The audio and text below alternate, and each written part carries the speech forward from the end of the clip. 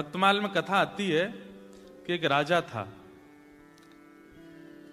उस राजा को सिर में एक दर्द हुआ जिसको वैद्य अनेक प्रयास करके भी ठीक नहीं कर पाए। तो एक वैद्य ने उपचार बताया। बोले एक उपचार है। बोले क्या?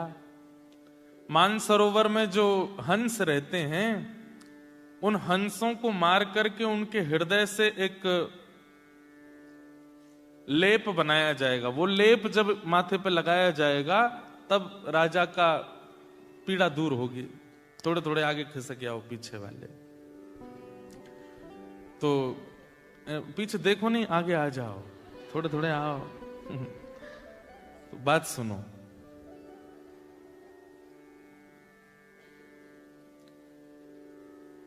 राजा ने अपने सब सैनिकों को आज्ञा की मानसरोवर जाओ और वहां से हंसों को पकड़ के लाओ। मेरा दर्द ठीक होना चाहिए। अब वो हंस जो थे वो वैष्णवों के बड़े प्रेमी थे, वैष्णवों की बड़ी निष्ठा करते थे। ठाकुर जी भी वैष्णव निष्ठा करने वाले से बड़ा प्रेम करते हैं। जो वैष्णवों की सेवा करता है, भक्तों की सेवा करता है, उससे ठाकुर जी को बहुत प्रेम होता है। हमारे अष्ट सखा कहते हैं, गिरधर जब अपनों करी जाने। ठाकुर जी ने हमको अपना लिया, ये कब जानो? बोले ताको मन भक्तन की सेवा। जिसका मन भक्तों की सेवा में बहुत लगता है, समझो ठाकुर जी ने उसको अपना लिया है। ठाकुर जी की सेवा से ज्यादा मन लगता है ठाकुर के भक्तों की सेवा में, समझो कि ठाकुर जी ने उसको अपना लिया। ऐसा अष्ट सखा कहते हैं। तो उन हंसों से ठाकुर जी बहुत प्रेम करते थे क्योंकि वो वैष्णवों की बड़ी सेवा करते थे। जब कभी भी मानसरोवर पर कोई संत आते, वैष्णव आते, भक्त आते, तो ये हंस जाते थे, उनको प्रणाम करते थे, उनको वंदन करते थे। और आज इन्हीं हंस को पकड़ने के लिए राजा के सैनिक आ रहे हैं। सैनिकों को देख करके हंस वहां से भाग गए। हंस बहुत कम दिखते हैं ही नहीं। अभी केवल मानसरोवर में, वहां पे भी सबको दर्शन नहीं होते। तो सैनिकों को पता चला कि ये हंस जो है ये संत महात्माओं के हाथ से दाना चुगते हैं। इसका मतलब है कि भगवा वेशधारी इनको प्रिय लगते हैं। हम सब सैनिकों के वेश में आए इसलिए दूर भाग रहे हैं। भगवा वेश पहन लो। क्या किया? आडंबर। हैं सैनिक, लेकिन बन करके कैसे आए? जटा जूट बांध करके, तिलक फोटा लगा करके, धोती वोती पहन करके, संत जैसा हाथ में करताल लेकर के नारायण नारायण करके मानसरोवर पर सैनिक आ गए। तो उनको देख करके हंस ने दूसरे हंस से कहा, देखो संत आए हैं, प्रणाम करने चलो। तो दूसरा हंस बोलता है, ये संत नहीं है, ये वही हैं जो कल हमको पकड़ने आए थे, जो हमको मारने ले जाने वाले हैं, ये वही आए हैं।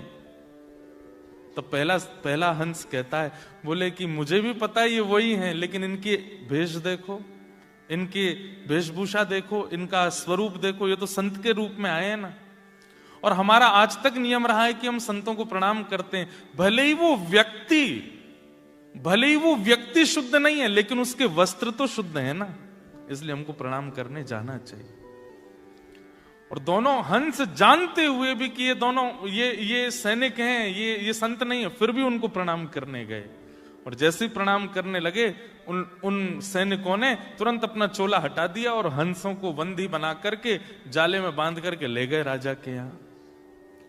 ठाकुर जी इस लीला को देख रहे थे। बहुत ध्यान से सुनना, जिन्होंने ये पत्र दिया वो तो बहुत ही ध्यान से सुनो।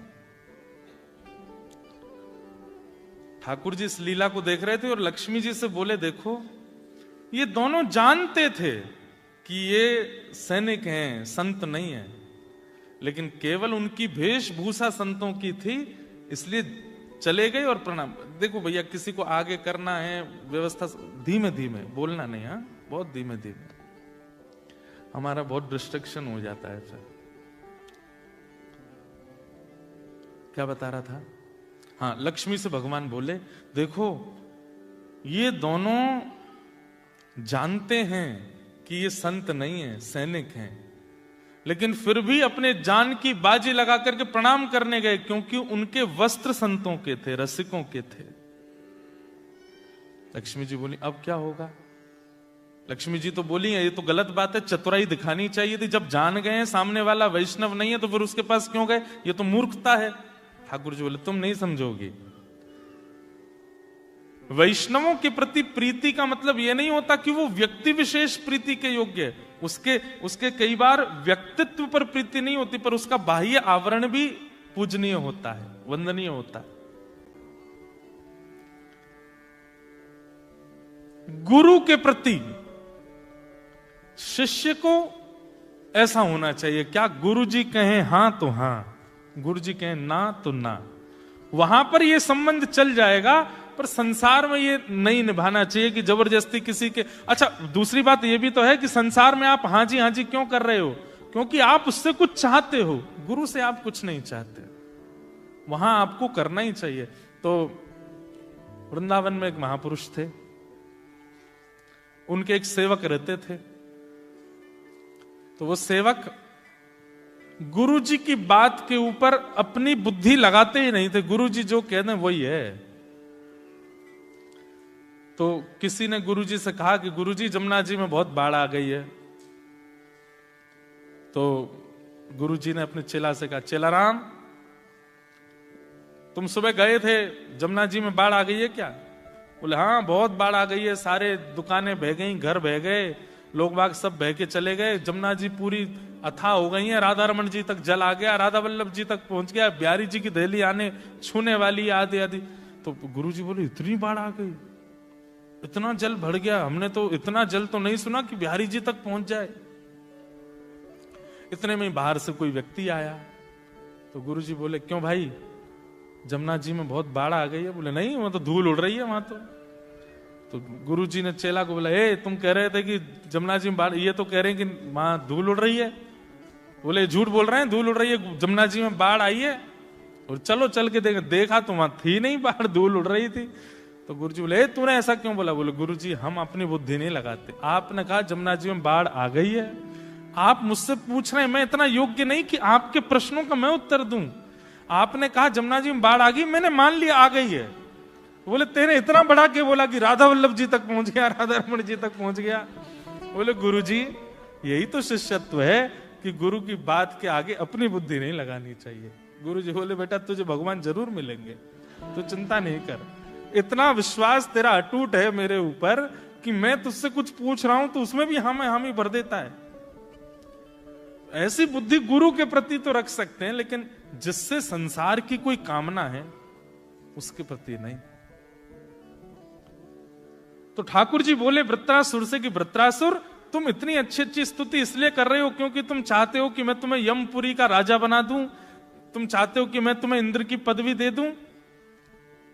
तब वृत्रासुर कहते हैं नाथ आपके मन में ये विचार आ रहा है, ये दुर्भाग्य है मेरा, लेकिन अब मेरी बात सुन लीजिए कि मुझे चाहिए क्या। ठाकुर जी बोले बताओ। बोले पहले वचन दो। बोले क्या? जो मांगूंगा सो दोगे। सब देवता घबराने लगे, हमारी पदवी मांग ली तो? ठाकुर जी बोले वचन नहीं देंगे। बोले वचन दीजिए, मैं आपको अप्रसन्न नहीं करूंगा, मैं ऐसी वस्तु मांगूंगा कि आप देने के लिए सोचेंगे भी और प्रसन्न भी हो जाएंगे। भगवान बोले ठीक है वचन देते हैं, मांगो क्या चाहिए। क्या मांगा है वृत्रासुर ने?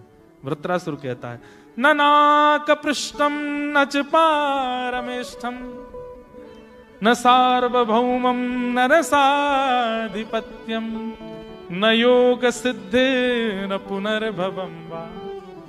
ना तो मुझे ब्रह्मा की पदवी चाहिए, ना मुझे इंद्र का सिंहासन चाहिए, ना मुझे पृथ्वी का राजा बनना है, ना मुझे यमलोक का राजा बनना है, ना मुझे रसातल का राजा बनना है, ना मुझे योग चाहिए, ना मुझे सिद्धि चाहिए, ना निवृद्धि चाहिए, कुछ नहीं चाहिए।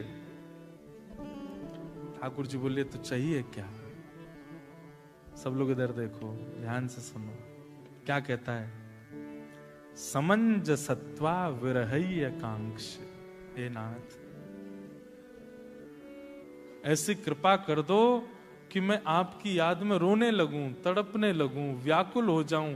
आप मुझे जो दिख रहे हो ये दिखने बंद हो जाओ, आप कहीं चले जाओ और मुझे तड़पता हुआ छोड़ जाओ। मैं इतना व्याकुल हो जाऊं कि मेरे प्राण निकलने को हो जाएं और मैं चीख चीख करके आपको बुलाऊं, लेकिन नाथ आप आना नहीं, मुझे तड़पने देना, मुझे व्याकुलता चाहिए।